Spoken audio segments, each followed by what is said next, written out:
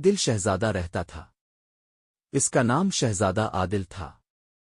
وہ بہت رحم دل اور بہادر تھا اور ہمیشہ اپنے عوام کی مدد کے لیے تیار رہتا تھا۔ ایک دن جب شہزادہ جنگل میں شکار کے لیے نکلا تو اس نے ایک ننھے جن کو دیکھا جو ایک بڑے درخت کے نیچے قید تھا۔ جن بہت پریشان اور خوفزدہ نظر آ رہا تھا۔ شہزادے نے اس سے پوچھا، تم یہاں کیسے آئے؟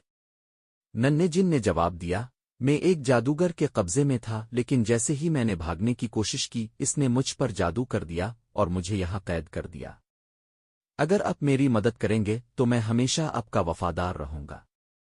شہزادہ عادل کو ننھے جن کی حالت پر ترس آ گیا۔ اس نے اپنی تلوار نکالی اور درخت پر لگے جادوئی زنجیروں کو کاٹ دیا۔ جیسے ہی زنجیریں کٹیں ننھا جن آزاد ہو گیا اور خوشی سے اچھلنے لگا۔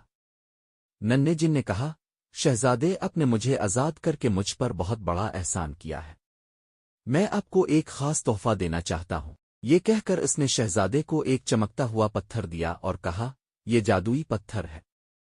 جب بھی آپ مشکل میں ہوں اس پر ہاتھ رکھ کر میرا نام پکاریں، میں فوراً حاضر ہو جاؤں گا۔ شہزادے نے شکریہ ادا کیا اور پتھر کو محفوظ کر لیا۔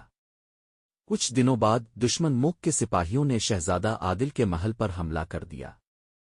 شہزادہ اور اس کی فوج بہادری سے لڑنے لگے، لیکن دشمن بہت زیادہ طاقتور تھا۔ اچانک شہزادے کو ننھے جن کی بات یاد آ گئی۔ اس نے جادوئی پتھر پر ہاتھ رکھا اور کہا، ننھے جن میری مدد کرو۔ چند ہی لمحوں میں ننھا جن نمودار ہوا اور اپنی جادوئی طاقت سے دشمنوں کو ایک زوردار طوفان میں پھینک دیا۔ تمام دشمن بھاگ کھڑے ہوئے اور ملک ایک بڑی تباہی سے بچ گیا۔ شہزادے نے ننھے جن کا شکریہ ادا کیا اور دونوں میں گہری دوستی ہو گئی۔ ننھا جن ہمیشہ شہزادے کی مدد کے لیے موجود رہتا اور دونوں نے مل کر کئی مہمات سر کیں۔ یوں شہزادہ عادل کی عقل اور نیکی اور ننھے جن کی وفاداری نے ان کے ملک کو ہمیشہ محفوظ اور خوشحال رکھا۔